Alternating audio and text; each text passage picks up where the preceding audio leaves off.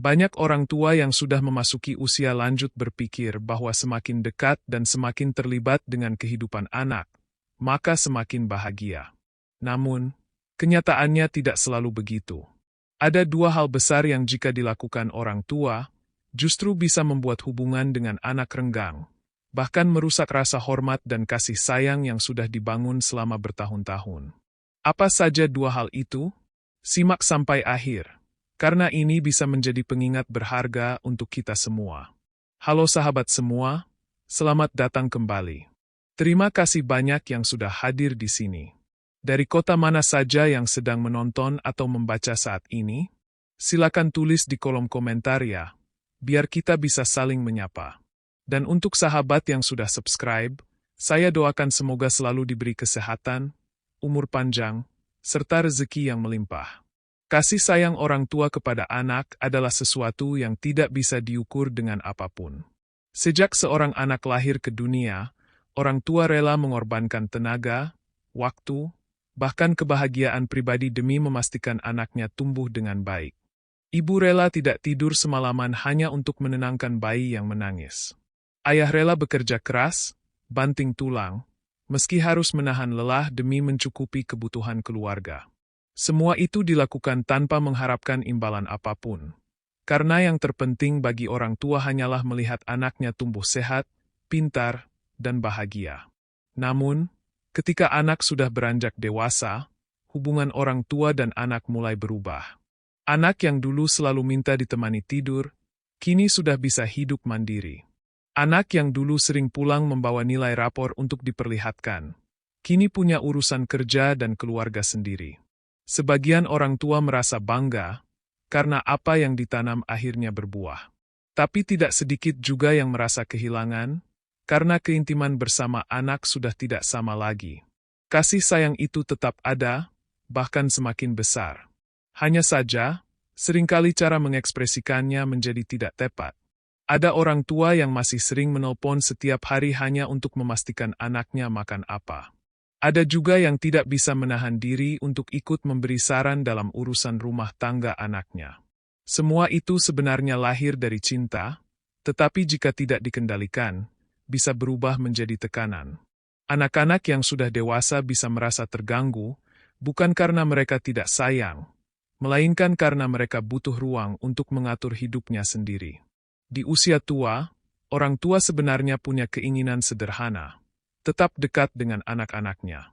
Mereka ingin merasa dibutuhkan, ingin dihormati, dan ingin diyakinkan bahwa kasih sayang mereka masih berharga. Sayangnya, ada kalanya kasih sayang yang terlalu berlebihan justru menimbulkan jarak.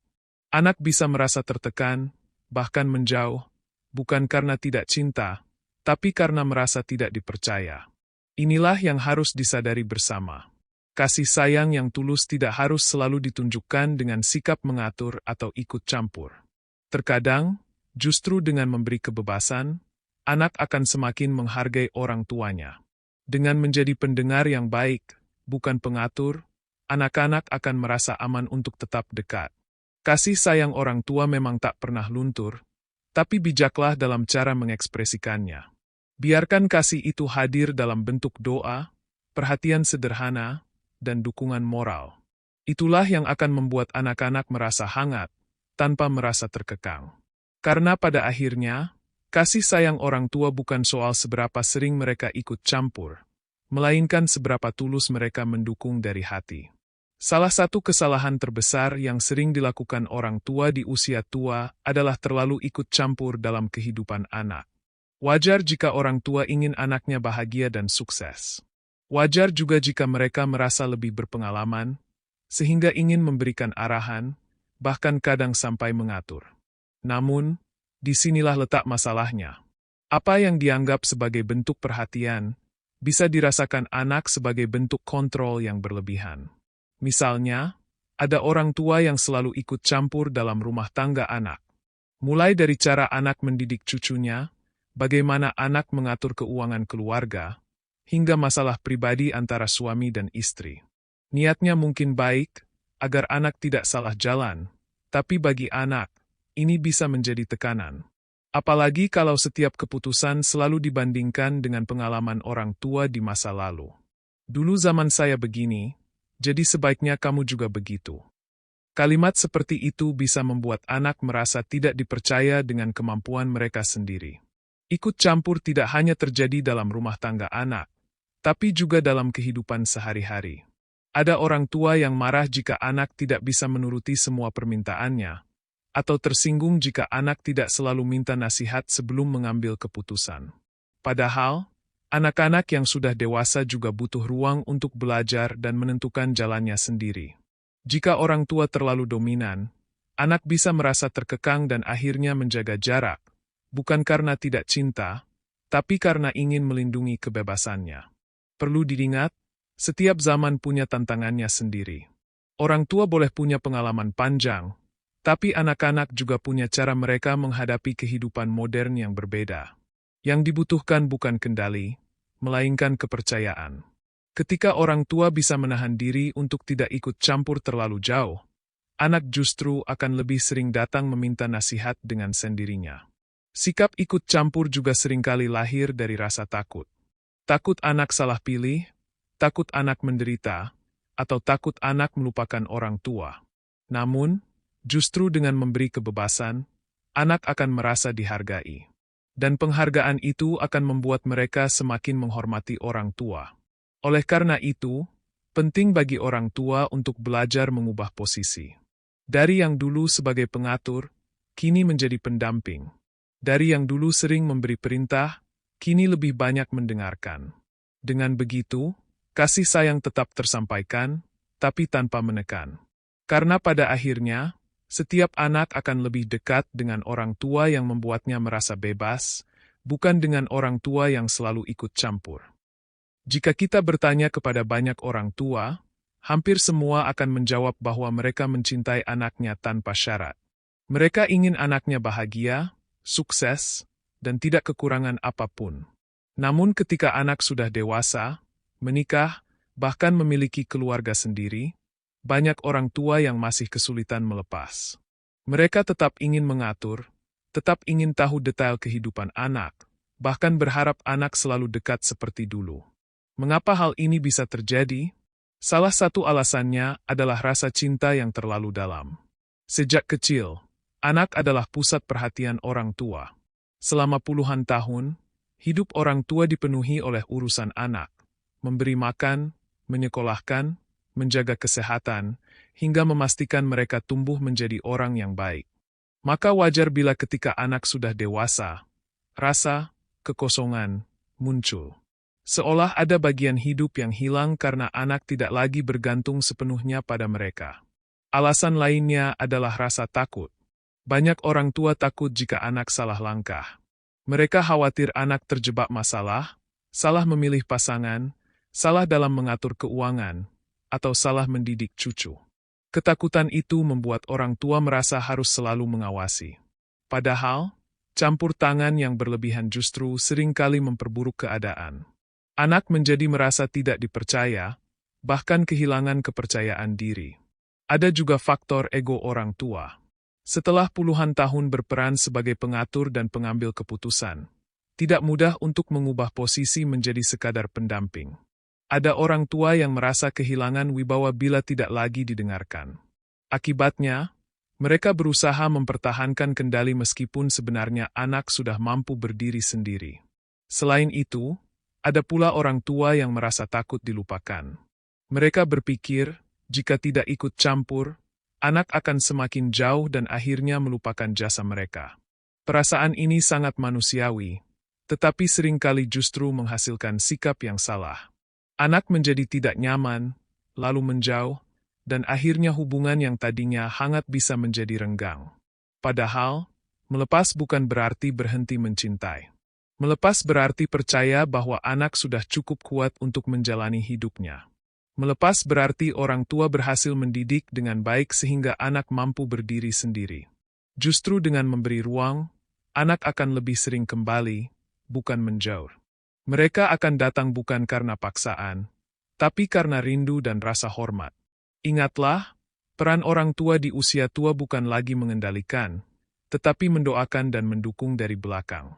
Dengan doa yang tulus, dengan nasihat yang diberikan di saat tepat, kasih sayang tetap tersampaikan tanpa harus mengekang. Dan itulah yang akan membuat hubungan tetap hangat, meski anak sudah punya kehidupannya sendiri. Jika kesalahan pertama orang tua di usia tua adalah terlalu ikut campur dalam kehidupan anak, maka kesalahan kedua yang sering terjadi adalah menuntut balas budi secara berlebihan. Kita semua tahu bahwa jasa orang tua tidak akan pernah bisa terbalaskan. Dari sejak mengandung, membesarkan, hingga mendidik anak menjadi pribadi yang mandiri, pengorbanan itu tidak ternilai. Namun, menjadikan pengorbanan sebagai alat untuk menekan anak agar selalu menurut atau memberikan imbalan tertentu adalah hal yang justru bisa merusak hubungan. Banyak orang tua tanpa sadar sering mengucapkan kalimat seperti, "Kalau bukan karena saya, kamu tidak akan seperti sekarang. Dulu saya rela susah demi kamu, sekarang giliran kamu yang harus mengurus saya. Kamu harus patuh, karena saya sudah berkorban banyak."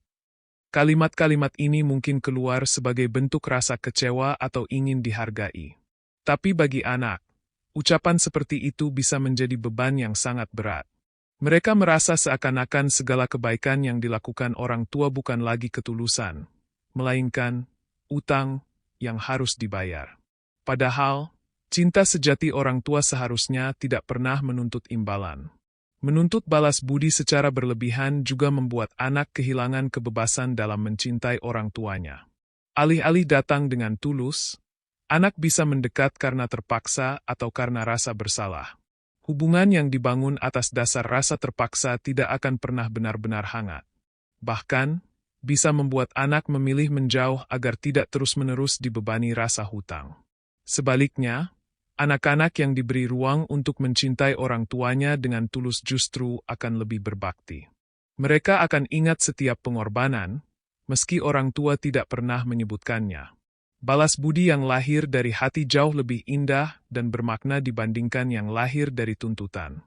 Penting bagi orang tua untuk memahami bahwa setiap anak punya caranya sendiri dalam membalas jasa orang tua.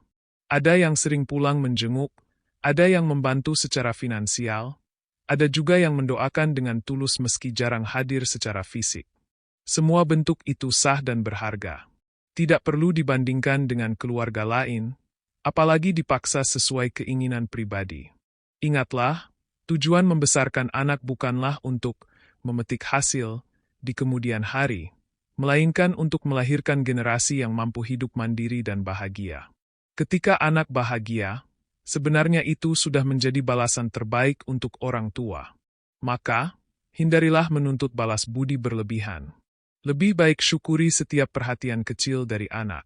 Dengan begitu, hubungan akan tetap hangat dan anak tidak merasa terbebani. Pada akhirnya, kasih sayang yang tulus selalu kembali, meskipun tanpa diminta. Setelah memahami dua kesalahan besar yang sebaiknya dihindari di usia tua, yakni terlalu ikut campur dalam kehidupan anak dan menuntut balas budi secara berlebihan, maka langkah berikutnya adalah belajar bagaimana menjaga hubungan tetap harmonis dengan cara yang bijak. Hubungan antara orang tua dan anak di usia dewasa berbeda dengan saat anak masih kecil.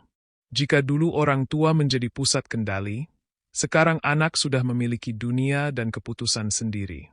Maka, peran orang tua perlu bergeser dari pengatur menjadi pendamping. Pergeseran peran ini bukan berarti orang tua kehilangan wibawa, justru sebaliknya, wibawa itu akan semakin dihormati karena orang tua mampu menempatkan diri dengan bijak.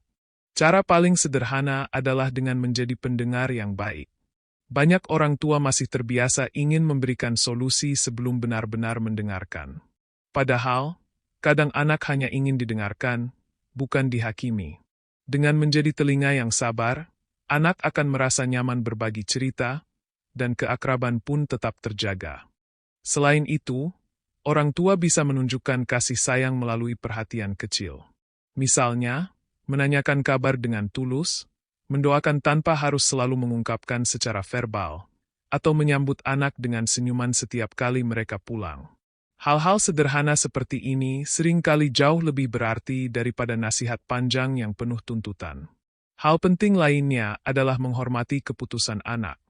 Meski tidak selalu sesuai dengan harapan, orang tua perlu belajar percaya bahwa anak mampu mengatur hidupnya sendiri. Keputusan anak tentang pekerjaan, pasangan, atau cara mendidik cucu bisa saja berbeda dengan pola yang orang tua kenal. Tetapi dengan menghargai pilihan mereka, anak akan merasa dihormati. Dan ketika anak merasa dihormati, mereka akan lebih terbuka untuk meminta pendapat. Selain menjaga komunikasi, orang tua juga bisa menciptakan momen kebersamaan yang hangat. Tidak perlu hal besar, cukup makan bersama, berjalan santai, atau sekadar minum teh sambil berbincang ringan. Kebersamaan yang sederhana tapi penuh kehangatan akan meninggalkan kenangan manis yang membuat anak selalu ingin kembali. Yang tidak kalah penting adalah orang tua perlu menjaga kemandirian sebisa mungkin. Anak tentu akan membantu jika dibutuhkan, tapi jika orang tua bisa menunjukkan bahwa mereka tetap berdaya, anak akan merasa lebih lega dan bangga. Kemandirian orang tua justru membuat anak lebih menghormati dan semakin sayang, karena melihat orang tuanya tangguh meski sudah berusia lanjut. Dengan cara-cara bijak ini, hubungan dengan anak tidak akan renggang, melainkan semakin erat. Anak tidak merasa terbebani, orang tua pun tidak merasa dilupakan. Kasih sayang bisa terus mengalir, bukan karena tuntutan, tapi karena ketulusan yang tumbuh di kedua belah pihak. Pada akhirnya, setiap orang tua pasti menginginkan satu hal di usia tuanya, hidup dengan tenang, damai, dan penuh kebahagiaan. Setelah puluhan tahun menghabiskan waktu untuk bekerja, membesarkan anak, serta menghadapi berbagai suka dan duka, usia tua seharusnya menjadi masa untuk beristirahat dari segala beban.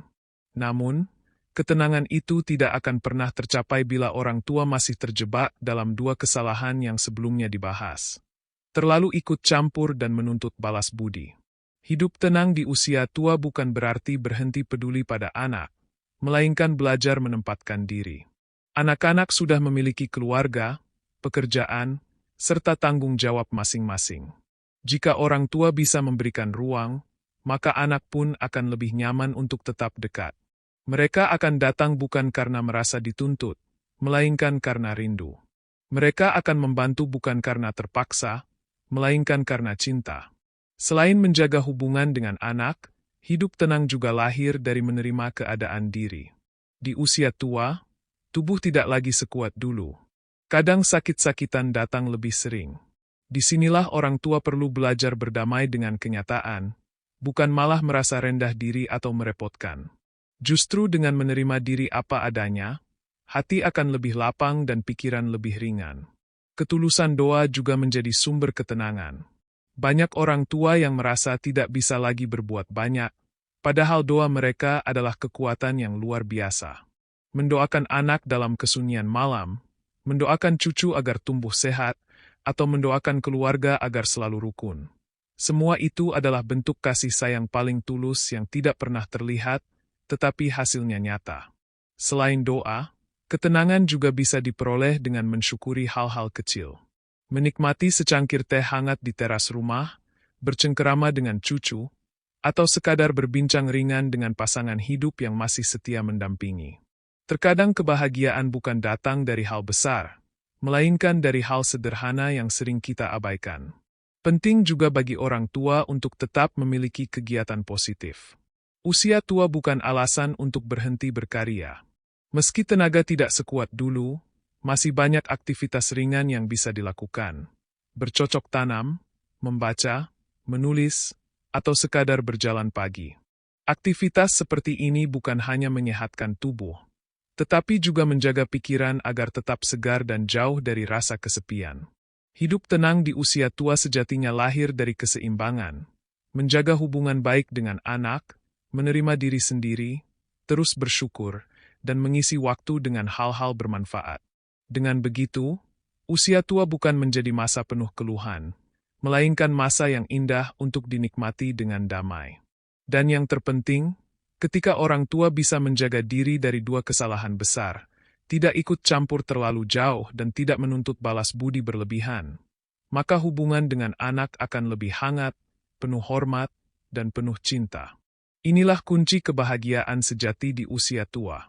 Sahabat semua, Itulah dua hal yang jangan sampai kita lakukan pada anak di usia tua, meskipun kita sangat menyayangi mereka. Semoga video ini bisa jadi pengingat untuk kita semua. Untuk yang sudah subscribe, sekali lagi saya doakan semoga selalu diberi kesehatan, kebahagiaan, dan umur yang panjang. Terima kasih sudah mendukung. Semoga kita semua bisa menjadi orang tua yang bijak dan anak yang berbakti.